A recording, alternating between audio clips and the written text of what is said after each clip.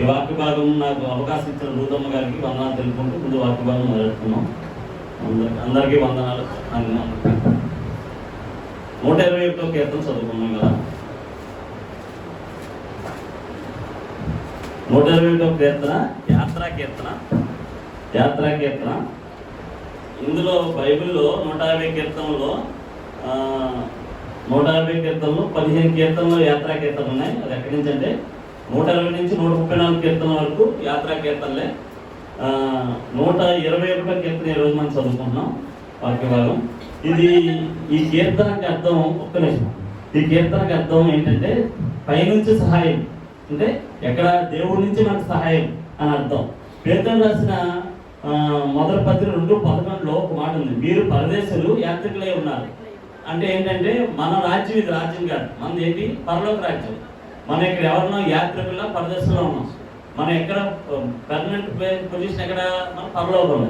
కానీ ఈ రాజ్యంలో మనం అంటే ఏంటంటే యాత్రికుల్లో పరదేశంలో ఉన్నాం. కాబట్టి మనకు ఎవరు కాపుదల కావాలి? దేవుడికి కాపుదల కావాలి. ఎవరిని విశ్వసించాలి? మనం దేవుడిని విశ్వసించాలి. మనం ఏం చేయాలి? దేవుడిని విశ్వసించాలి, ప్రార్థించాలి. దేవుడు ఒక్క క్షణం మనం ఎందుకు లేకపోతే మనం కనుమరుగైపోతాం. కాబట్టి ఈ వాక్యం ద్వారా ఏంటంటే యాత్రా కీర్తన అంటే మన ప్రయాణాల గురించి ఈ వాక్యం చెప్తుంది మెయిన్గా. అంటే ఏంటంటే ముందు 120 కీర్తన మొదటి నుంచి 2 వచనాలు చదువు. కొండల తట్టు నా కళ్ళు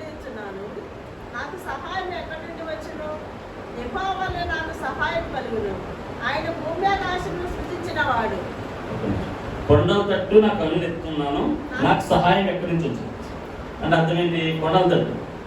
ఇదివరకు పూర్వం యూదులు అంటే ఆ చుట్టుపక్కల ప్రాంతాల్లో అందరూ యెరూషలేముకి యాత్ర వెళ్ళేవారు. ఎందుకు? పండగలు జరిగాయి. పస్కా పండుగని, పెంతెకోస్తు పండుగని, గుడారాల పండుగలు జరిగాయి. ఆ పండుగలు చేసుకుంటే దూర ప్రాంతాలకు చాలా మంది వచ్చేవారు. మధ్యలో కొండలు, గుట్టలు, లోయలు, అడవులు దాటించేవారు. అప్పుడు వాళ్ళకి మధ్యలో ఎటువంటి ఆపద వచ్చినా, అపాయం వచ్చినా, కీడు వచ్చినా ఎవరు సహాయం? దేవుడు. ఎక్కడి నుంచి రావాలి సహాయం? పైనుంచి రావాలి. కాబట్టి ఎవరు ప్రార్థించాలి? వాళ్ళు ఈ కీర్తన యాత్రా కీర్తన చేసుకుంటే వాళ్ళు ప్రయాణం సాగించేవారు. కాబట్టి వాళ్ళు ఏంటి ఈ విశిష్టించేది ఏంటి? దావీదు దాసుని కీర్తన. ఈ కీర్తన పాడుకుంటే వెళ్తే మనం ఎవరు సహాయం చేస్తారు? ఏ ఆపద వచ్చినా దేవుడు సహాయం చేస్తారు. ఏ సింహం వచ్చినా, ఎవడు దాడి చేసినా, ఏ కీడు వచ్చినా ఎవరు? దేవుడు సహాయం చేస్తారు. ఇప్పుడు మనం ప్రయాణం వెళ్తున్నాం బయటికి. సపోజ్ రాజుగారే వెళ్తున్నారు, ప్రయాణం వెళ్తున్నాం. ఎవరి సాయం? పొద్దునే ఆయన ప్రయాణంలో ఆటోలో ప్రయాణానికి వెళ్ళి వచ్చిన ఎవరి సాయం ఉండాలి? మనుషుల సాయం పనికిరాదు. ఎవరి సాయం? దేవుడి సాయం కాదు. దేవుడు ఉన్నతంగా చూస్తే మనం ఆయన విశ్వసించాలి, ప్రార్థించాలి. ఆ ప్రయాణంకి వెళ్ళి ప్రయాణం వెళ్తున్నప్పుడు చిన్న యాత్రకి చదువుకుని, జనరల్గా వెళ్తే అందరూ చదవరు కాబట్టి చదువుకుని వెళ్తే క్షేమంగా వెళ్ళి లాభంగా ఇంటికి వస్తారు అన్నది. కింద కూడా ఒకసారి చదవమ్మా, అది 2లోనే 2వ వాక్యం చదువు సార్. నీకు సహాయం కాదు. ఇక్కడ చెప్తున్నాడు, ప్రశ్న అడిగాడు. ఏమని అడిగాడు? కొండల తట్టు నా కళ్ళు ఇస్తున్నాను, యెహోవా వల్లనే నాకు సహాయం. ఆన్సర్ కూడా ఎవరు చెప్తున్నాడు? దేవుడి వల్లే నీకు సహాయం అవుతుంది. ఇప్పుడు నీకు పక్కన సహాయం చేయొచ్చు, ఎంతవరకు చేస్తారు? కొంతవరకు చేస్తారు. రేపు ఆపద వచ్చినప్పుడు ఎవరు? ఈ ప్రార్థనే నేను కాపాడు. మెయిన్గా ఏంటంటే ఈ ప్రార్థనే మిమ్మల్ని కాపాడు. యెషయా గ్రంథం 41:10 చదువు సార్. యెషయా గ్రంథం 41:10.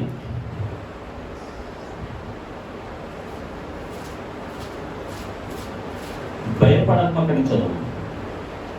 భయపడకము. 41:10. భయపడకము. అన్నాను, నేను నిన్ను బలపడుతును,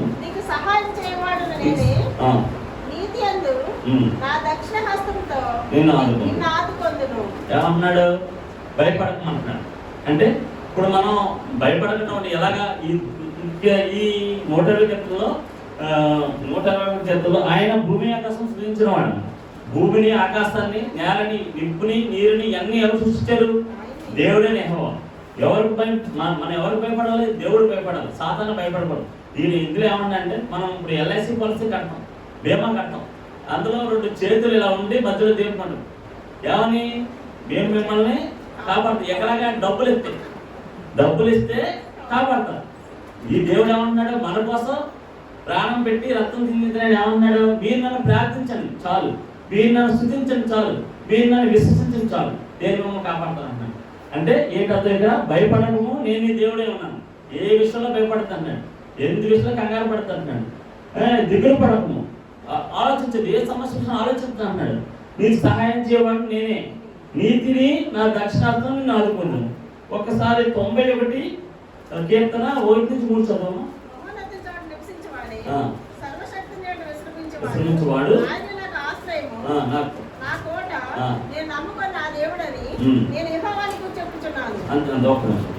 చెప్తాను. నెక్స్ట్ ఏంటమ్మా?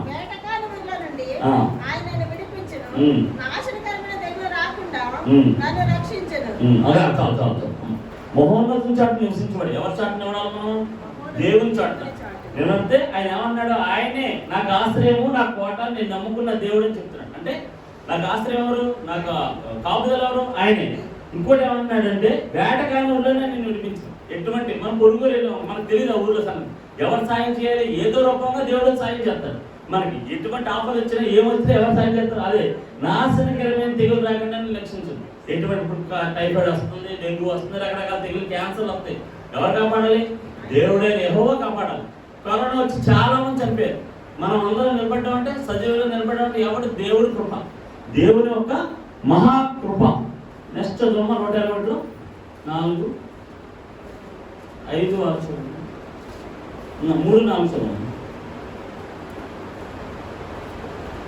ఆయన నీ పాదము తొట్టులో లేడు, నిన్ను కాపాడువాడు కునికడు, ఇశ్రాయేలును కాపాడువాడు కునికాడు నిద్రపోడు, యెహోవాయే నిన్ను కాపాడువాడు. ఆయన నీ పాదము తొట్టిలో లేడు అంటే అర్థం ఏంటి? నువ్వు ఎటువంటి నిస్సాయ స్థితిలో ఉన్నా, దేన స్థితిలో ఉన్నా, నీ దగ్గర సర్వస్వం కోల్పోయినా ఎవరి మీద విశ్వాసం పెట్టాలి? దేవుడి మీద. అలాంటి ఎప్పుడు ఇది నా జీవితం అయిపోయింది, ఈ ఆత నా జీవితం ముగిసిపోయింది, నేను అప్పుల బాధలో ఉండిపోయాను, చాలా నాకు అప్పులు తీరవు, నా వెనకాల 10 లక్షలు అప్పున్నా దేవుడు నా ఎందుకు ఉన్నాడు, నా అప్పు ఆయన తీరుతాడు, ఆ మార్గం చూపిస్తాడు. ఏ రకంగా అని ఆయన మీద విశ్వాసం ఉంటే నీ పాదం తొట్టెలనేది, నిన్ను కాపాడుకోకూడదు, నిద్రపోవడం. ఏంటంటే కొనగడంటే ఇప్పుడు ఒక క్షణం అయినా మనం కాపాడిన కన్నులో మూసాడంటే మనం ఒక క్షణం ఈ భూప్రపంచం మీద ఉన్నాం. ఆయన నిత్యం మన కోడి రెక్కల కింద ఎలా కాస్తుందో మనల్ని, అలాగే పిల్లలు ఎలా కాస్తుందో అలా మనల్ని కాపాడుతూ వస్తాడు. ఆయన ఒక మాట అంటున్నాడు, నన్ను విశ్వసించు, నన్ను నమ్ము, నాకు ప్రార్థించి నేను నిన్ను కాపాడుతాను. అది కింద కూడా ఇజ్రాయేల్ని కాపాడువాడు కునుకుడు నిద్రపోడు. ఆయన నిద్రపోవటం అన్నది జరగదు, ఎందుకంటే ఆయన మనల్ని నిత్యం కాపాడుతున్నాడు కాబట్టి. ఇంకోటి ఏమా కీర్తన 94 17 18 చదువు. 94 కీర్తన 17 18. యెహోవా నాకు సహాయం చేయని యెడల నా ప్రాణము శీఘ్రంగా మౌనమందు నిలిచి ఉండును. మౌనమందు నిలిచి ఉండును. నా కాలు జారినని నేను అనుకొనగా యెహోవా నీ కృప నన్ను బలపరుచుతున్నది. యెహోవా నాకు సహాయం చేసి ఉండిన యెడల నా ప్రాణము శీఘ్రంగా మౌనము నివసించును. అంటే నాకు దేవుడు సాయం చేయడం, అంటే ఏదైనా విశ్వసించకుండా నాకేం చేస్తాడులే దేవుడు, నేను నాకేం చేయలే అని అనుకుంటే మీ ప్రాణం ఏమవుద్దంట? శాశ్వత అంటే సమాధిలోకి వెళ్ళిపోతాం. ఆయన విశ్వసించకపోతే నాకు దేవుడు నాకు చేస్తాడు, నాకు వదలలేదు, నన్ను కాపాడుతాను మనం విశ్వసించకపోతే ఈ పని జరగలేదు. ఈ పని జరగాలి, ఈ పని జరగాలంటే ఇప్పుడు ఏదైనా పరీక్ష ఉంది, పరీక్షలో పాస్ అవుతాం అన్న విశ్వాసం ఉండాలి. మనం ఫెయిల్ అవుతామంటే ఆటోమేటిక్గా ఫెయిల్ అయిపోతాం. ఆయన ఏమంటే నువ్వు దేవుడు లేడు, ఉన్నాడు కాకుండా లేడు అని అనుకుంటే నీ ప్రాణం శాశ్వత సమాధిలో వెళ్ళిపోతుంది, అంటే పూర్తిగా చనిపోతాం అని అర్థం. అందుకే వాక్కాలు జారని నేను అనుకునగా యెహోవా నిన్ను నీ కృపణను బలపరచు. అంటే నేను ఏమీ లేదు, దేనస్థితిలోకి వెళ్ళిపోయాను అని నువ్వు ఆలోచన, నాకు దేవుడు ఉన్నానంటే దీన్ని వెంటనైనా బలపరిచి లేవనెత్తుతున్నాడు. అదే కీర్తనమా 27 13 చూద్దాం. 27 కీర్తన 13.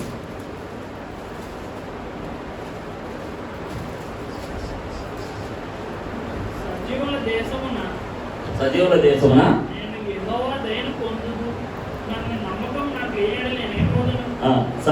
దేశం. ఇప్పుడు అంతా అంటే మనం అందరం సజీవులు అన్నాం కదా, శ్మశానంలో లేవు, మనం ఎక్కడున్నాం? సజీవులుగా ఉన్నాం. సజీవుల దేశం అంటే నేను బతిగా ఉన్నాను మనం అనుకోకపోతే అంట ఎక్కడ ఉంటాం? మనం శ్మశానంలో ఉంటాం. ఆయన ఏమంటున్నాడు? సజీవుల దేశంలో నేను యెహోవా దయను పొందునున్న నమ్మకం నాకు లేని ఎడల నువ్వు బతుకున్నావుడని నీ నమ్మకం లేకపోతే, నువ్వు బతుకున్నావంటే నువ్వు దేవుడు ఉన్నావని నమ్ముతావు, నువ్వు బతుకులేవంటే దేవుడు ఉన్నావని నమ్ముతావు. నువ్వు బతుకున్నాడు నేను అని నమ్మితేనే ఆయన ఏమన్నాడు? సజీవులు లెక్కలో పెడతానంటున్నాడు, అది నమ్మంటున్నాడు. సామెతలు సామెతలు 3 అధ్యాయం 23, 24, 25, 26 చదవము.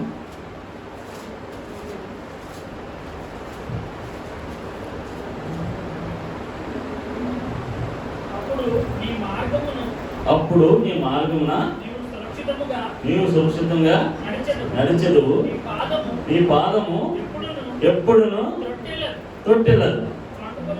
పండుకున్నప్పుడు నువ్వు భయపడవు, నువ్వు పరుండి సుఖంగా నిద్రించు. ఆకస్మికంగా భయము కలిగినప్పుడు దుర్మార్గులకు నాశనం వచ్చినప్పుడు నువ్వు భయపడవద్దు. యెహోవా నీకు ఆధారము అవద్దు. సరే, నీ కాలు చిక్కుపడినట్లు ఆయనను కాపాడు. ఇక్కడ ఏమన్నాడు? అప్పుడు నీ మార్గం సురక్షితంగా నడిచదు, నీ పాదం ఎప్పుడు నువ్వు దేవుడిని నమ్మకం పెట్టు, దేవుడి మీద విశ్వసించినాడు. నాకు ఇప్పుడు కొంతమంది డ్రైవింగ్ చేస్తారు, గుర్తెత్తారు అన్నాను అనుకో, ఇంకా అదే డ్రైవింగ్ చేస్తాడు, విశ్వాసం కోల్పోతాడు. గొప్ప నువ్వు ఎలాగైనా దేవుడు ఉన్నాడు, నీ అందుకు దేవుడు ఉన్నాడు, నువ్వు నడిచే మార్గంలో దేవుడు ఉన్నాడు విస్తుంది. ఇప్పుడు ఏదైనా సరే, బండి నడిపినా, కారు నడిపినా, ఆటో నడిపినా, లారీ నడిపినా ఎలా ఉండాలి? విశ్వాసంతో ఉండాలి. నేనేం కొడతాను, నేను ఎంత స్పీడ్ వెళ్ళినా కంట్రోల్ చేసే శక్తి నాలో ఉంది. విశ్వాసం, ఏదైనా విశ్వాసం కోల్పోతే ఆ పని అనేది నీరు కోల్పోదు ఏదైనా సరే. అలాగే ఏమన్నాడు? పండుకున్నప్పుడు నువ్వు భయపడవు. అంటే రకరకాల పీడకలు వస్తాయి మనం పడుకున్నప్పుడు. నా దేవుడు నన్ను లేగుతూ ఆయిల్ అంటే సిలుగులు చేసుకుని దేవుడు ఉన్నాను ఆయన. ఆ విశ్వాసం నువ్వు ఎప్పుడు భయపడతావు సాధారణ ఇచ్చేస్తావు. అది భయపడకుండా నువ్వు పడుకుంటావు. నీవు పరుడిని సుఖంగా నిద్రించు. అంటే నేను ఉన్నాను, దేవుడు ఉన్నాడు, నాకేం భయం అంటే నీకు సుఖమైన నిద్రపడు. ఆ విశ్వాసంతో నెక్స్ట్ ఏమన్నాడు? ఆకస్మికంగా భయం కలిగినప్పుడు దుర్మార్గం నాశనం వచ్చినప్పుడు నువ్వు భయపడదు. నీ కళ్ళలో ఎవరో నీకు శత్రువులు చనిపోతారు ఏదో కల ఇప్పుడు భయపడతావు. ఎందుకు? దేవుడు చెప్తాము అది జరిగిందేమో అని ఆయన మీద భారం ఉంది. అప్పుడు నీకు అంత సుఖంగా ఉండదు. అదే ఏమన్నాడు? యెహోవాను ఆధారమును నీ కాలు చిక్కబడినట్లు ఆయన నేను కాపాడు. యెహోవా మీద నువ్వు భారం వేస్తే నీకు ఎటువంటి అపాయం రాదు. ఎటువంటి ఇప్పుడు చాలా దూర ప్రదేశాలకు వెళ్ళొస్తారు. దేవుడు కాపుదలంటేనే ఇవాళ బయలుదేరాలంటే రేపు పొద్దున ఎల్లుండ ఢిల్లీ చాలా పెద్ద దూరాలు అమెరికాలో ఉన్న పిల్లలేంటి దేవుడి మీద విశ్వాసం ఉన్నారు. ఆయన ఒకటే చెప్తున్నాడు, అందరూ ఇది చెప్తారు, మతం కాదు ఇది మార్గం. క్రీస్తు అన్నది మతం కాదు, మార్గం అని బైబిల్లో చెప్తున్నాడు. బైబిల్ చెప్తాడు, కానీ దీన్ని ఒక మతం కింద పెట్టేశారు. కానీ ఇది ఒక మతం కాదు, ఇది ఒక మార్గం.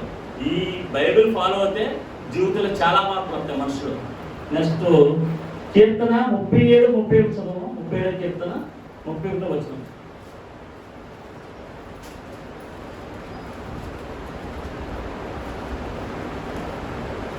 వారి దేవుని ధర్మశాస్త్రము వారి హృదయంలో ఉన్నది, వారి అడుగుల జారము. అంతే ఏమంటున్నాడు ఇక్కడ? వారి దేవుని ధర్మశాస్త్రం వారి హృదయంలో ఉన్నది, వారి అడుగుల జారము. అంటే ఏంటి? మన హృదయమే ఒక దేవాలయం. మన హృదయం ఒక దేవాలయం. వారి దేవుని ధర్మశాస్త్రం వారి హృదయంలో ఉన్నది, వారి అడుగుల జారము. మన హృదయమే దేవాలయం. మన మాట పలికే మాట చాలా వాల్యుబుల్గా పలకాలి. మనం మంచి కోరుకుంటే మనం మంచి జరుగుతుంది. నేను చనిపోతాను, నన్ను తీసుకుపోతాను అంటే రకరకాల మాటలు మాట్లాడతాం అనుకున్నాను. ఆ మాటలు మాట్లాడకూడదు. ఎందుకంటే మన హృదయమే దేవుని ఆలయం. మనం ఏం పలుకుతున్నామో అదే లెక్క. మనం చచ్చిపోతానంటే సాతానుడు పక్క నుంచి ఉంచుంటారు. ఎందుకంటే దెయ్యం ఉన్న చోట దేవుడు ఉండడు, దేవుడు ఉన్న చోట దెయ్యం ఉంది. కాబట్టి మనలోని విశ్వాసం, నమ్మకం ఉండి దేవుడు మన హృదయం దేవుడు, మనం మంచి పక్కన మలకాలి, మనం మంచిగా నడవాలి, మన నడవడం మార్చుకోవాలి అని మనం అర్థం చేసుకుంటే చాలా కార్యాలు జరుగుతాయి. నెక్స్ట్ కీర్తన 91, 11, 12 చదువు. ఈ మార్గమన్నిటిలో నిన్ను కాపాడుటకు ఆయన నిన్ను గూర్చి తన దూతలకు ఆజ్ఞాపించాడు. నీ పాదంలోకి రాయి తగలకుండా వారు నిన్ను తమ చేతుల మీద ఎత్తి పట్టుకొద్దురు. చాలా నీ మార్గం ఇంట్లో నేను కాపాడుటకు ఆయన నేను గుర్తు దూతలు ఆజ్ఞాపించాడు. మనం ఊరంతా ఉంటాం కదా, ఎవరుంటారంట మనకు తెలియదు, కానీ దేవతో దూతలు ఉంటారు. మనం ప్రార్థన చేసుకుని వెళ్తే దూతలు కూడా ఉంటారు. మనం ఎక్కడ గమ్యాన్ని చేరాలో ఆ గమ్యం దూతలు వెంట ఉంటారు. మనం మళ్ళీ తిరిగి వచ్చినప్పుడు కూడా దూతలు కావాలంటారు. అది నీ పాదం రాయి తగలకండి. పాదం రాయి అంటే ఎటువంటి అపాయం కానీ, యాక్సిడెంట్ కానీ, ఎటువంటి బాధ కానీ, ఎటువంటి బాధలు కానీ, రోగాలు కానీ ఏమి రాకుండా ఎవరెంత కాపుదల దేవుడే యెహోవానే ఇస్తాడు. అది ఈ వాక్యంలో చెప్తున్నాడు. నెక్స్ట్ అమ్మ 120 క్రితం ఉన్నాడు. నెక్స్ట్ 5, 6 చదువు. యెహోవా ఆరు నిన్ను ఆరు ఏడు కాపాడును. ఆరు ఏడు పగలు ఎండ దెబ్బైనను నీకు తగలదు, రాత్రి వెన్నెల దెబ్బైనా నీకు తగలదు. ఏ అపాయం రాకుండా యెహోవా నిన్ను కాపాడును, ఆయన నీ ప్రాణమును కాపాడును. అంతే. పగలు ఎండ దెబ్బ నీకు తగలదు. పగలు అంటే మనకు ఇప్పుడు ఎండాకాలం వస్తుంది, పగలు ఎండ గట్టిగా ఉంది. ఏంటి మనకి ఎవరు కాపుదారు ఉండాలి? దేవుడు కాపుదారు ఉండాలి. లేకపోతే వడదెబ్బ తగిలి డిహైడ్రేషన్ వచ్చి హాస్పిటల్లో చనిపోయిన చాలా మంది ఉన్నారు. కానీ మనం ఈ రోజులా సజీవుగా నిలబడ్డామంటే ఒక దేవుడు ఒక మహాకృప. ఎందుకంటే ఎండలో వెళ్ళి తిరిగి రాకుండా వడదెబ్బ కూడా చనిపోయిన చాలా మంది ఉన్నారు. అదే చెప్తున్నాడు. తను రాత్రి వెన్నెల దెబ్బ ఏం మీకు తగలదు. రాత్రి అంటే రాత్రి అప్పుడు చలికాలం మనం రాత్రి 10-11 టైంలో చలి అంతా గట్టిగా ఉంది. అలాగే చలిలో వెళ్ళి గట్టి మొత్తం గట్టి చనిపోయిన ఉన్నారు. హార్ట్ ప్రాబ్లం ఉన్నవాళ్ళు చలిగాలు వెళ్ళకూడదు. చలిగాలు వెళ్తే రక్తం సరఫరా జరగదు, రక్తం గట్టి విపరీతం వచ్చేది. మనగా తక్కువ కానీ అరకు ఏరియాని హైదరాబాద్ కొన్ని ప్రాంతాల్లో చాలా చలి ఉంటుంది. ఆ చలి అలా అన్నిటి నుంచి కాపాడుతుంది ఎవరు? మన దేవుడైన యెహోవా. ఎవరి మమ్మల్ని మీరు విశ్వాసం పెట్టండి, నమ్మకం పెట్టండి, మిమ్మల్ని కాపాడుతాను. నేను కొనకొను నిద్రపోను అంటున్నాడు. ఏమన్నాడు? నేను కొనకొను నిద్రపోను. ఇంకో ఎగ్జాంపుల్ చెప్తాను. చంటి పిల్లలు ఉంటారు, తల్లిదండ్రులు పాలు తాగి పడుకుంటారు. వాళ్ళకి ఎవరున్నారు? వాళ్ళు హ్యాపీగా పడుకుంటారు బాధ. కాకపోతే వాళ్ళు వెనకాల ఎవరున్నారు? దేవుడు ఉన్నాడు. దేవుడైన వేసుకోవడం. ఎందుకంటే వాళ్ళకి కడుపులో నొప్పి వచ్చినా ఏమొచ్చినా ఏం తెలియదు. కానీ ఎవరు కాపుదల ఉన్నది? వాళ్ళకి దేవుడు. తల్లికి కూడా తెలియదు. ఎందుకంటే ఎందుకు ఎడుతున్నారు కదా, పాలు కోసం ఎడుతున్నారేమో అనుకుంటుంది. కాకపోతే ఏంటంటే కడుపులో నొప్పి వచ్చినా తలపోటు వచ్చినా ఏమొచ్చినా ఎవరు పుట్టిన కాడి నుంచి శిశువు కాడి నుంచి కొంత ఊహ వచ్చేందుకు దేవుడే కాపాడతాడు. అదే చెప్తాను. ఇంకోటి ఏంటంటే ఏ అపాయం రాకుండా యెహోవా నేను కాపాడు. ఏ అపాయం వస్తుంది? యెహోవా తోడుంటే, మనకి ప్రభు తోడుంటే, దేవుడు తోడుంటే ఏ అపాయం వస్తుంది? ఏ అపాయం రాదు. ఆయన్ని ప్రాణమును కాపాడు. ఒక ఉదాహరణ చెప్తాను. మొన్న 1వ తారీఖున నా ఫ్రెండ్ డాక్టర్కి ఒక వాగ్దానం వచ్చింది. ఏమని వచ్చింది? 1వ తారీఖున ఆయన నీ ప్రాణం కాపాడనని వాగ్దానం వచ్చింది వాళ్ళ సంఘంలో. ఆ వాగ్దానం తీసుకుని ఇదేంటని బాధపడ్డాడు. ఇదే వాక్కు వచ్చింది, ఇదే వాగ్దానం వచ్చిందని పెట్టేసి బైబిల్లో పెట్టుకుని వెళ్ళిపోయాడు. నాకు ఫోన్ చేసి చెప్పాడు, ఇలాగ ఈ వాగ్దానం వచ్చింది, ఏంటి ఇలా వచ్చిందని. అంటే దేవుడు వాగ్దానం ఇచ్చారంటే దానికి వాల్యూ ఉంటుంది, దానికి ఏం కంగారు పడక అనేసి. అంటే తర్వాత ఒక 4 రోజులు అయిందంటమ్మా. అప్పుడు ఏమైందంటే ట్రైన్లో వెళ్తున్నాడు. ట్రైన్లో జారి పడిపోయి కింద పడ్డాడు, కానీ ఒక్క గీత కానీ దెబ్బ కానీ తగలేదు. అప్పుడు ఫోన్ చేసి చెప్పాడు ఇలా. అదే మరి దేవుడు మన వాగ్దానం తప్పపోతే కానీ దేవుడు వాగ్దానం ఎక్కడ తప్పదు. ఆయన మనల్ని కాపాడాడు, కొనుక్కొని నిద్రపోడు. కాబట్టి ఈ వాక్యం నువ్వు చర్చిలో సాక్ష్యం చెప్పు అని చెప్పాను. అతను సంఘానికి వెళ్ళి దేవుడు నేను ఇలా అనుకున్నానని సాక్ష్యం చెప్పుకొచ్చాడు. అంటే ఇక్కడ ఎందుకు చెప్తానంటే ఏ అబ్బాయి రాకుండా యెహోవా నేను కాపాడేవాడు, ఆయన్ని ప్రాణం కాపాడు. ఇదే వాగ్దానం ఆ అబ్బాయికి వచ్చింది. వస్తే ఇలా అవుతే తర్వాత దేవుడు ఎంత ఇదిగా స్వస్థపరిచాడో, ఎంత ఇదిగా కాపాడాడో మనకు తెలుస్తుంది. అమ్మ కీర్తన 84:5 చదవండి సార్.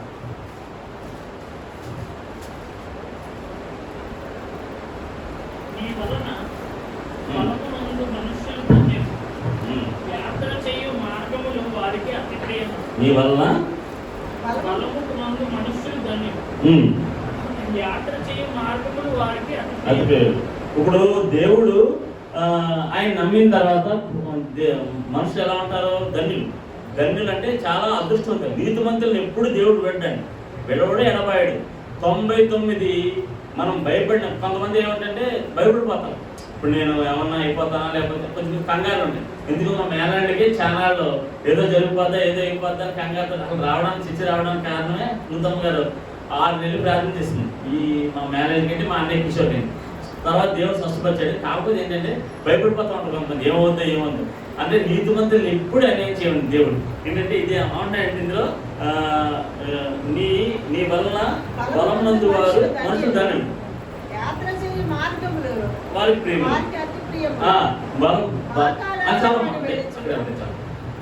ఒకటే నీ వలన బలమునందు వారు మనుషులు ధన్యులు, యాత్ర చేయ మార్గం వారికి ప్రేమ. అంటే వాళ్ళు ఎక్కడ ఎంత దూరమైనా ప్రయాణం చేసినా దేవుడు వాళ్ళు ఎంత ఉన్నారో వాళ్ళ ధైర్యం. వాళ్ళకి ఏంటి, కొంతమంది ప్రయాణంకి వెళ్ళాలంటే భయపడతారు.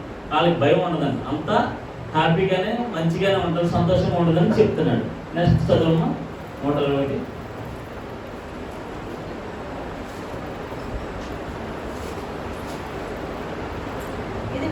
మొదలుకొని నిరంతరం నీ రాకపోకలందు ఆ. యెహోవా నిన్ను కాపాడును. అవును, ఇది మొదలుకొని నీ రాకపోకనందు యెహోవా నిన్ను కాపాడు. మనం ఎక్కడికి వెళ్ళినా ప్రయాణం చేసినప్పుడు ముందు ప్రార్థన చేసుకుని యాత్రకేత ప్రయాణంకి వెళ్ళి మళ్ళీ వచ్చిన తర్వాత ఇదే యాత్రకేత శుద్ధి చేసుకోవాలంట. అప్పుడు మనకి దేవుడు తోడే ఉంటాడని ఈ వాక్యం చెప్తుంది. ఇది మొదలుకొని నిరంతరం మనకి ఏదైనా కష్టం వచ్చిందనుకున్నా కనీసం మనం ఎవరికైనా చెప్పుకుంటాం. ఒకసారి చెప్పుకుంటాం, 2 సార్లు చెప్పుకుంటాం, 3వ సార్లు చెప్పుకుంటాం, 4వ సార్లు ఏంటి వాళ్ళు చిరాకు పడతాం. కానీ ఇక్కడ ఏమంటున్నాడు, ఇది మొదలుకొని నిరంతరం ఎప్పుడైనా నీ రాకపోకలందు యెహోవా నేను కాపాడు. ఇప్పుడు ఈ ఎగ్జామ్ ఎలా చెప్పాలంటే, ఇప్పుడు మనం ఏదైనా సమస్య వచ్చింది, ఏదైనా ఒకసారి కారు ఎవరినైనా బండి అడిగినా ఒకసారి 3 సార్లు వెళ్తాం, 4వ సార్లు ఏమంటారు ఎవరు. దేవుడు అలాంటి కాదండి. నువ్వు ఎన్నిసార్లు అడిగినా, ఎన్నిసార్లు మొదలుపెట్టినా, ఎన్నిసార్లు ప్రార్థన చేసినా విసుగు పొందడండి. ఆయన ఏమి అడుగుతున్నాడో అడగాలి ఆయన ఇస్తాడు. ఇదే ఇక్కడ చెప్తాడు. ఏమన్నాయంటే, ఇది మొదలుకొని నిరంతరం నీ రాకపోకలందు యెహోవా నిన్ను కాపాడు. మీకు అందరికీ దేవుడు ఎన్నో కార్యాలు చేసి ఉంటాడు, ఎన్నో సాక్ష్యాలు చెప్పుకుంటారు. నాకు చేశారు, మా కుటుంబాన్ని చేశారు. కాకపోతే దేవుడు మనం వద్దనుకున్నా, మనం కాదనుకున్నా తన బిడ్డల్ని ఎప్పుడూ విడిచిపెట్టాడు, ఎడపాయాడు. ఎందుకంటే దేవుడు అంత ఉన్నతమైనది. ఎందుకంటే మనల్ని రక్తం చిందించి మనల్ని కాపాడుకున్నాడు. మనల్ని డబ్బు కాదు, రక్తంతో కూడుకున్నాడు.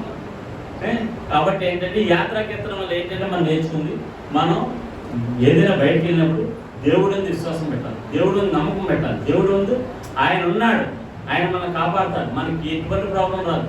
మనం ఆయన ఉన్నాడు, ఎక్కడికి వెళ్ళినా సజీవంగా మనం రావాలంటే ఆయన ప్రార్థించాలి, ఆయన స్తుతించాలి, ఆయన విశ్వసించాలి. ఈ దేవుడి వాక్యం దీవించను కాక. పర్లోకం ప్రియమైన మా తండ్రి, ఘనమైన శాసనం